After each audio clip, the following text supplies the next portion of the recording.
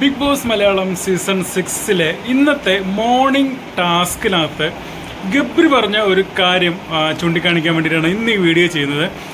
ഗബ്രി ഏതെങ്കിലും ഒരു വിഷയം സംസാരിക്കുമ്പോൾ അതിനകത്ത് തീർച്ചയായിട്ടും ജാസ്മിനെ ഉൾക്കൊള്ളിക്കും എന്നുള്ള കാര്യം നമുക്കെല്ലാവർക്കും ഉറപ്പുള്ള കാര്യമാണ്. അതേപോലെ തന്നെ ജാസ്മിൻ തിരിച്ചും അങ്ങനെ തന്നെയാണ്.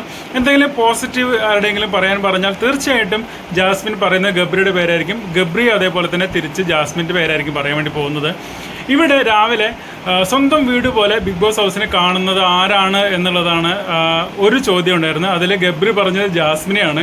പക്ഷേ ആ പറഞ്ഞ കാര്യം ജാസ്മിനെ നെഗറ്റീവായിട്ടാണ് ബാധിച്ചിട്ടുള്ളത് എന്നുള്ളത് ഗബ്രി അപ്പം ചിന്തിച്ച് കാണില്ല. കാരണം ഗബ്രി പറഞ്ഞത് ജാസ്മിൻ സ്വന്തം വീട് പോലെയാണ് ഈ ബിഗ് ബോസ് ഹൗസ് കാണുന്നത്, അതുകൊണ്ടാണ് ചെരുപ്പിടാണ്ട് ബാത്റൂമിൽ കയറുന്നതും അതേ കാല് വെച്ച് ബെഡിൽ കയറിയിരിക്കുന്നതും പിന്നെ ടിഷ്യൂ പേപ്പറൊക്കെ എവിടെയെങ്കിലും ഉപയോഗിച്ചിട്ടുണ്ടെങ്കിൽ അത് അവിടെ ഇവിടെയൊക്കെ വെക്കുന്നതും സ്വന്തം വീട് പോലെ കരുതിയിട്ടാണ് എന്നതാണ് ഗബ്രി പറഞ്ഞത്.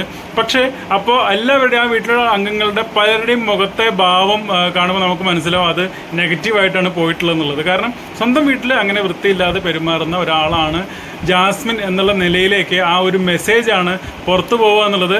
പിന്നെ ചിലപ്പോൾ ഗബ്രിക്ക് ചിന്തിച്ചാൽ മനസ്സിലായിട്ടുണ്ടാവും. ജാസ്മിനും ചിലപ്പോൾ ആ സമയത്ത് അത് ഓടിയിട്ടുണ്ടാവില്ല.